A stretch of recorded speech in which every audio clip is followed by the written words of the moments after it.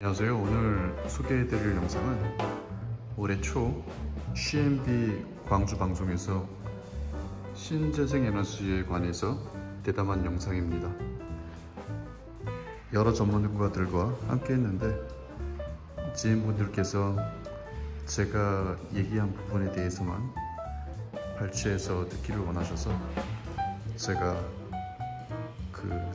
대화한 부분만 임의적으로 발췌해서 편집해서 올렸습니다. 도움되시길 바라겠고요. 오늘 도입부는 제가 좀 상태가 좋지 않아서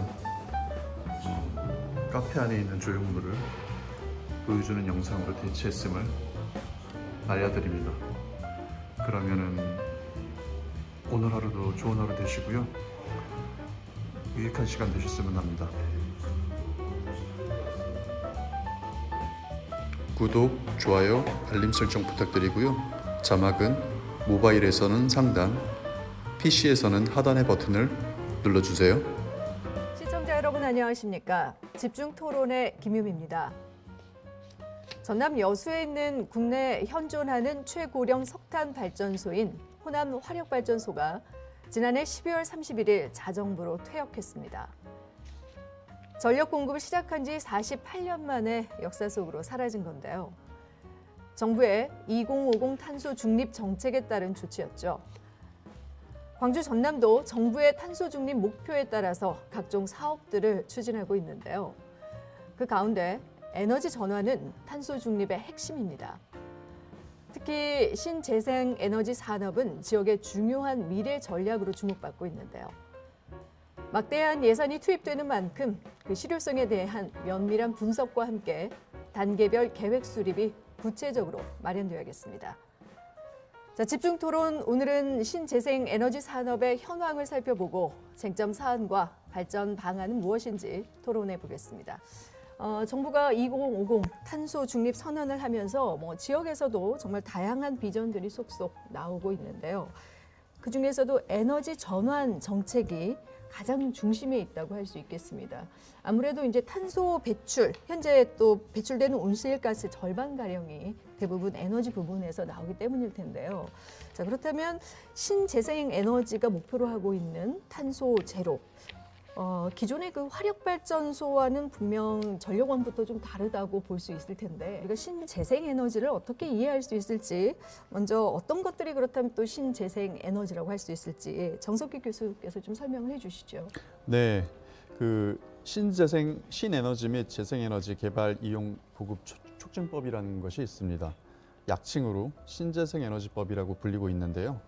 신에너지는 사람들이 보통 새로운 에너지라고 이해하고 있는 경향이 있습니다. 그런데 사실은 그것은 아니고요. 신재생에너지는 신에너지와 재생에너지의 합성어입니다.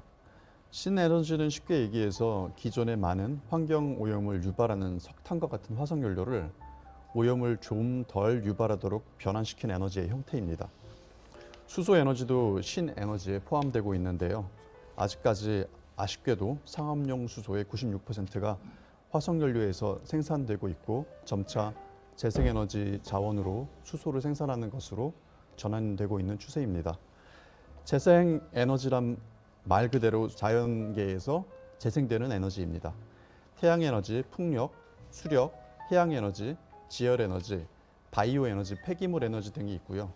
재생에너지의 근원은 태양의 핵융합, 지구 내부의 핵분열, 행성 간의 인력에서 비롯됩니다. 설명해 주시죠. 네, 좀 수치로 말씀드리면은 1980년대 이후 평균 기온이 0.9도 상승을 했고요.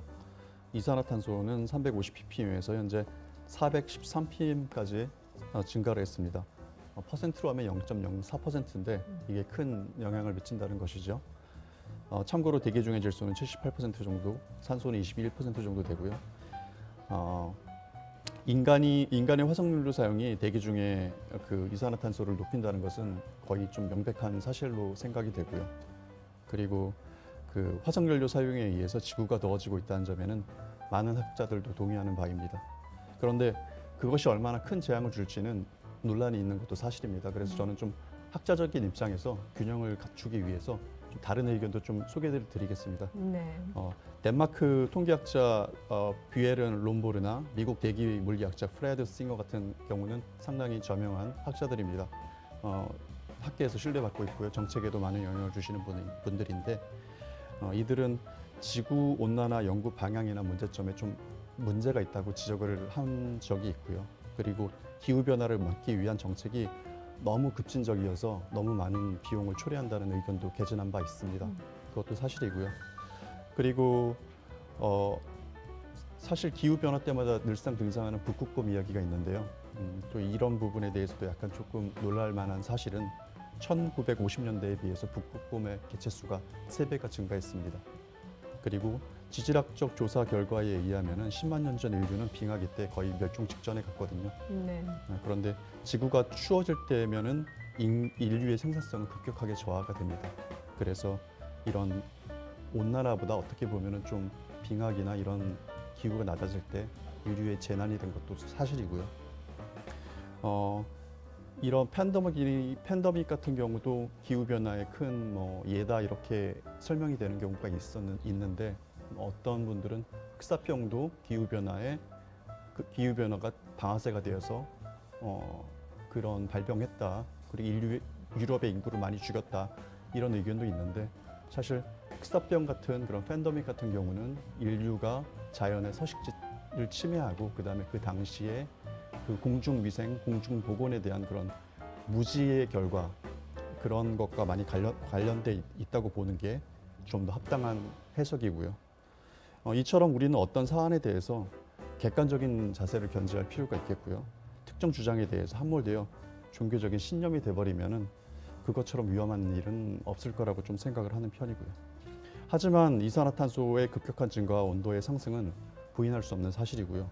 인류는 이런 기후 변화를 이전에는 경험해보지 못했습니다. 이것도 사실입니다. 이 결과에 대한 예측에는 논란이 있지만 현대 인류는 최악을 대비할 필요가 있겠고요.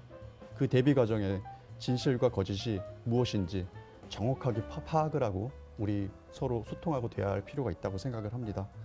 비전문가의 말보다 전문가의 말에 귀를 기울이는 것도 중요하고요.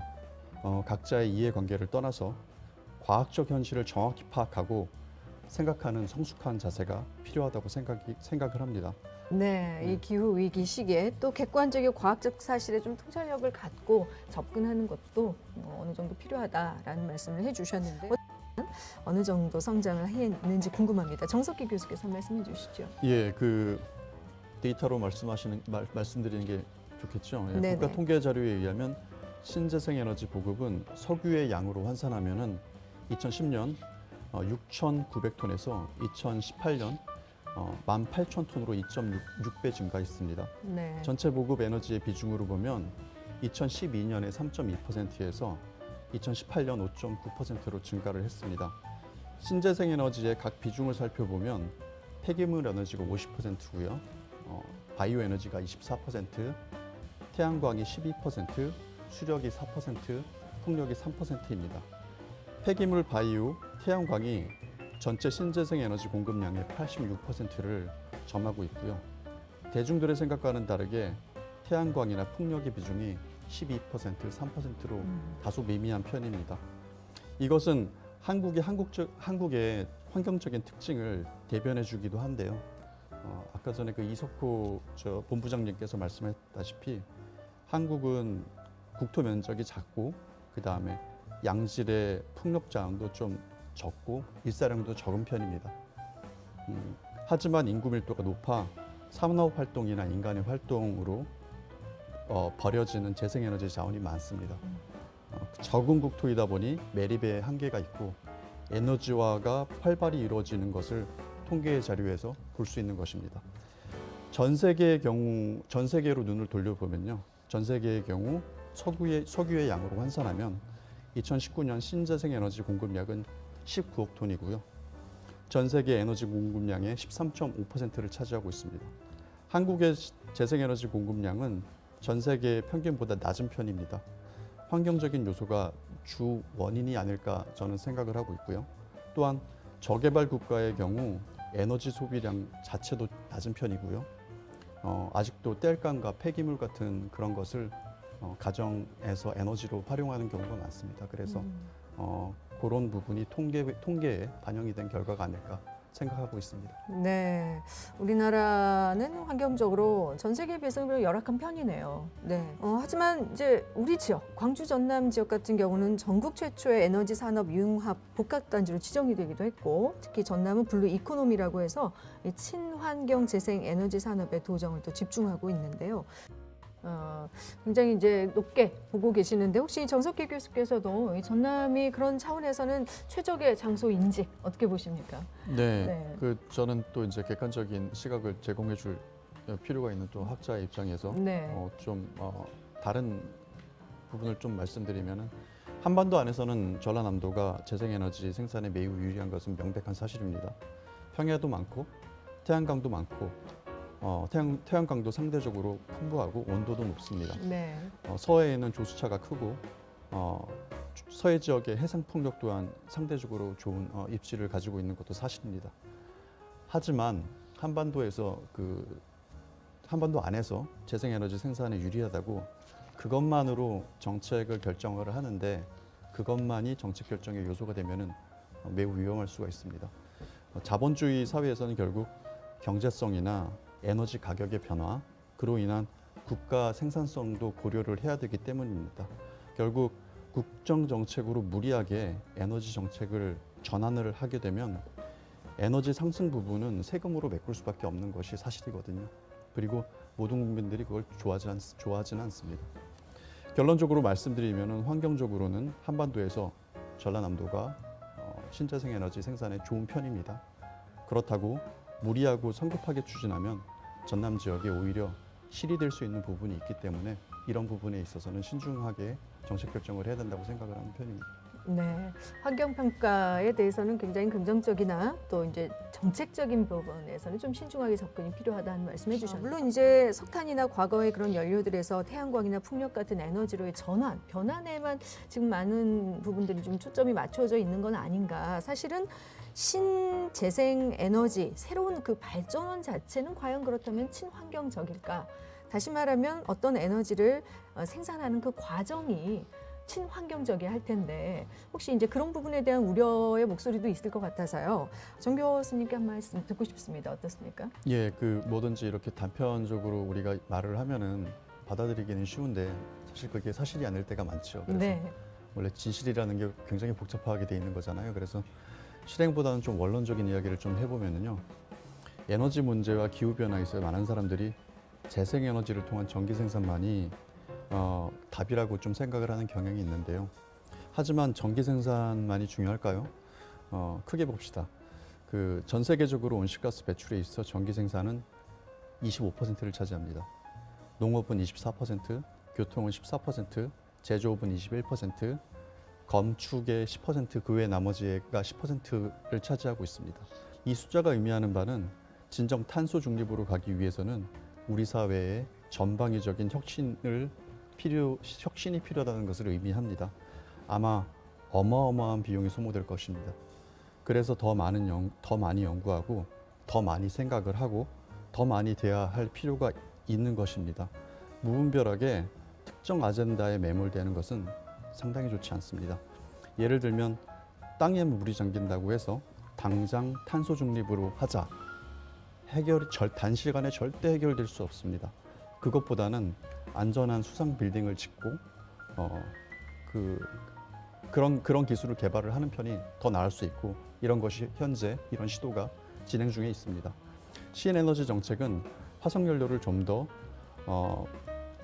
깨끗하고 효율적으로 사용하기 위한 에너지 정책입니다. 기존의 에너지를 효율적으로 사용하여 생산성을 유지하는 것은 매우 중요하고요.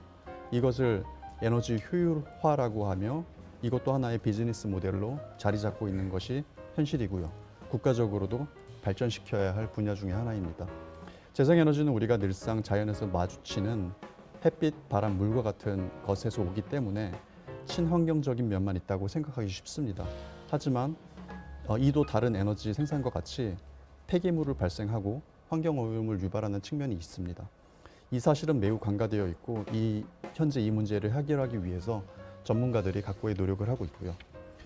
입지적인 뿐만 아니라 경제성도 매우 중요합니다. 많은 사람들은 기후변화 위기를 말할지언정 그것을 위해서 자신의 돈을 더 지불하기보다 국가가 해주기를 바라는 경우가 거의 대부분입니다.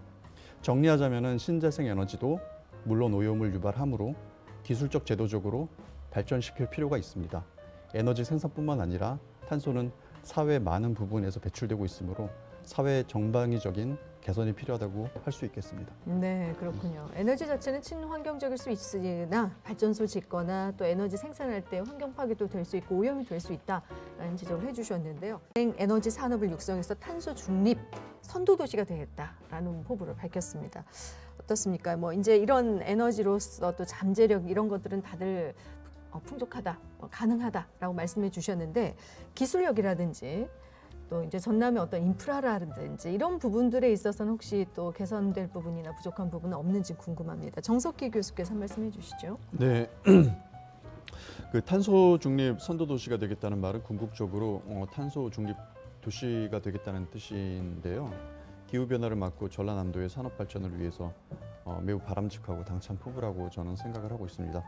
그런데 탄소 중립으로 가는 길은 아마도 매우 길고 고되고 값비싼 길이 될 수가 있거든요. 그래서 이제 전기 생산에서 배출되는 탄소가 전체의 25%밖에 되지 않는 사실도 있고, 네. 전라남도의 전력을 모두 재생에너지로 충당한다고 하더라도 최대 25%의 탄소만이 감축이 될 겁니다. 그런데 재생에너지 설비 건설이나 처리에 들어가는 에너지는 아마 추가적으로 투입이 또 돼야 되는 부분이 있고요. 현재의 기술로 설비 건설에만 집중해서 탄소 중립을 달성하는 것은 사실 매우 쉽지 않습니다. 전기 에너지 생산뿐만 아니라 농업, 교통, 제조, 건축 분야에서도 혁신적인 어떤 것들이 이루어져야 되고요. 네. 사실 이런 부분에 대해 더 나은 산업 기회가 있을 수도 있습니다. 그래서 에너지 생산에만 매몰될 필요는 저는 없다고 좀 생각을 하고 다양한 시각을 좀 갖추고 다양한 지식을 갖추는 자세가 되게 필요하다고 생각을 하고요. 이런 점을 고려했을 때 저는 전라남도가 탄소 중립을 위한 원천 기술 개발에 좀 더 집중을 했으면 하는 생각입니다. 사실 한국의 몇몇 산업을 제외하고 많은 산업 분야가 해외 기술의 모방이나 수입을 주로 하고 있습니다. 그것을 가지고 생산하거나 설비 투자를 하는데 투자 수익률이 좋은 모델은 아닙니다. 가장 좋은 투자 수익 모델은 바로 원천 기술 개발을 통해 산업을 육성하는 것입니다. 저는 연구자로서 원천 기술 개발에 집중을 하고 있는데요. 저는 버려지는 화폐수, 그러니까 바이오 에너지 자원이죠. 를 처리해서 바로 전기를 생산하는 기술을 연구 중에 있습니다. 현재 좀 제 자랑입니다만 세계에서 가장 높은 전력을 생산을 하고 있고요. 하지만 후속 지원이 없어서 좀 애를 많이 먹고 있습니다. 네. 이런 현실이 있는 것이죠. 탄소 중립 도시를 위해 전라남도에서 원천 기술 개발을 위한 제도적 혁신이 저는 좀 필요하다고 생각을 하고 있고요. 제가 있는 전남대는 전국적으로 볼 때 지금은 톱클래스 대학은 아닙니다. 그런데 제가 관찰한 바는 기술 개발은 톱클래스 두뇌만 하는 것도 아닙니다. 저희 연구실이 세계 최대 성능을 냈거든요. 나아가 우리 전라남도가 외부에 우수한 인력을 유치하는데도 많은 노력을 할 필요가 있다고 생각을 합니다. 누구나 와서 열심히 일하면 행복하게 살 수 있는 그런 도를 만든다면 많은 인재들을 영입할 수 있지 않을까 생각합니다. 그것은 바로 전라남도의 산업 육성과 발전에 직접적인 영향을 줄 거라고 생각을 하고 있습니다. 네, 원천 기술의 개발 또 그런 전문 인력, 인재들의 육성 이런 부분에 대해서도 강조를 해주셨는데 정석기 교수께서도 좀 덧붙여 주시죠. 예, 제가 이제 그 말하는 톤이 이제 저는 재생에너지에 대해서 찬성을 하고 있습니다. 그런데 이제 저는 균형 잡힌 시각을 제공해주기 위해서 여러 가지 의견을 얘기를 하는데 그것이 좀 잘못된 좀 인상을 줄 수 있을 것 같기도 한다는 생각이 들어서 이 자리를 빌어서 네. 다시 한번 좀 강조를 하고 싶고요. 네, 사실 전개성만 놓고 본다면은 정부 보조금 없이 재생에너지 설치하는 것은 매우 좀 어려운 현실입니다. 하지만 또 그렇게 가는 방향이 맞는 거고요. 그렇게 이제 어느 정도 사업에 비즈니스 기회를 주고 또 기업에서는 혁신을 하면서 그렇게 그 재생에너지 산업의 육성을 하는 방향이 상당히 필요합니다. 네. 그렇다고 그 정부의 지원이 마구 또 쏟아질 수는 없는 상황이고요. 왜냐하면은 한계가 있거든요. 네. 정부에서 세금을 쓰는 데에는 뭐 사실 에너지뿐만 아니라 국방도 있고 또 다른 분야도 있기 때문에 그래서 저는 경제성의 한계를 뛰어넘는 길은 뭐 제 업이 그래서 그런지 몰라도 원천 기술 개발밖에 없다고 생각을 합니다. 훌륭한 원천 기술 개발이 있어야지 이런 한계를 뛰어넘을 수 있고요.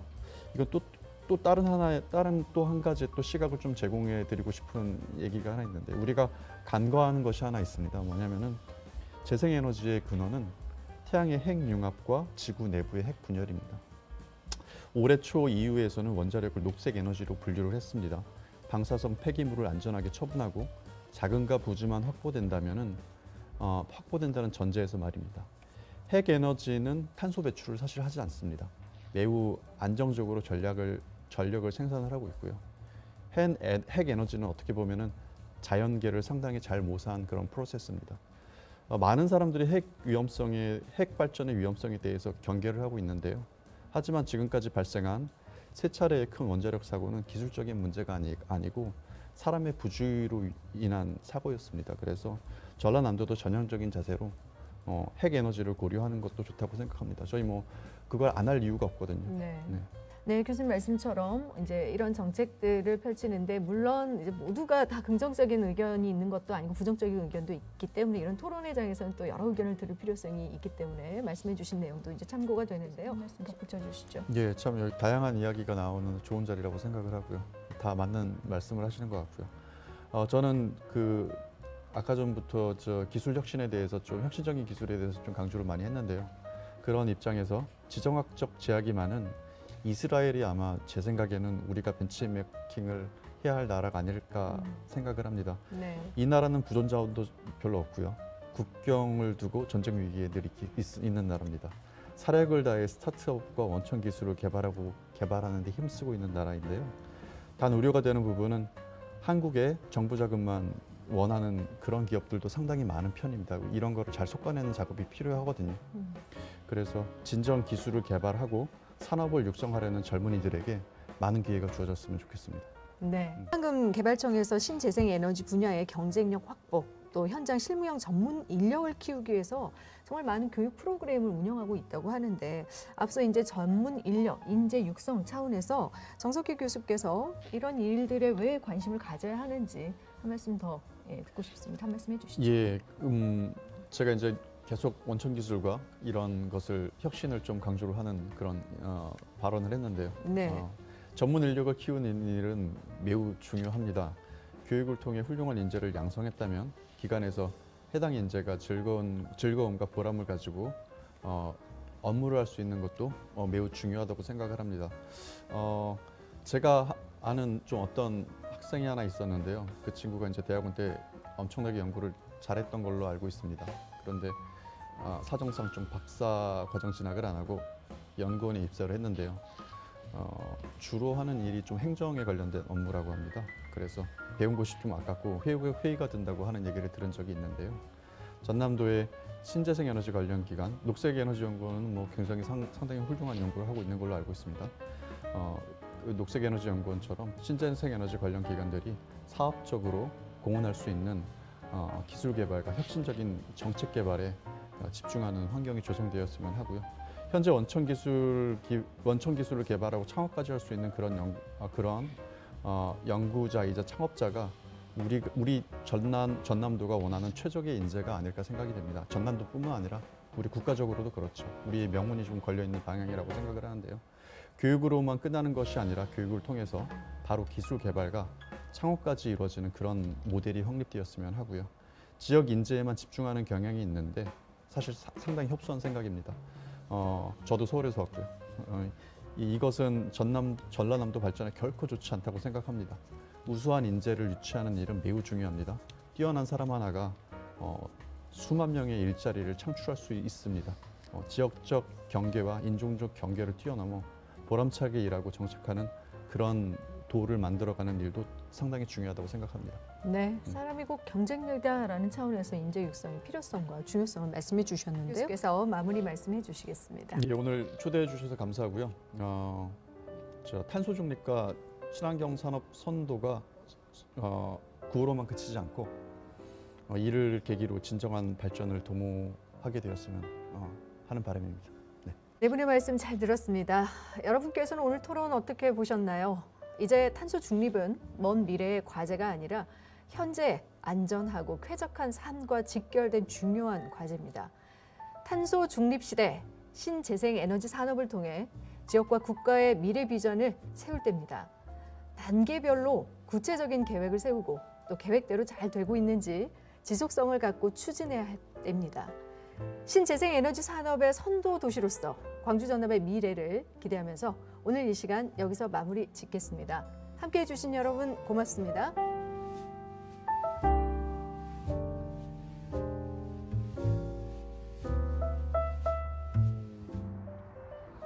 미메시스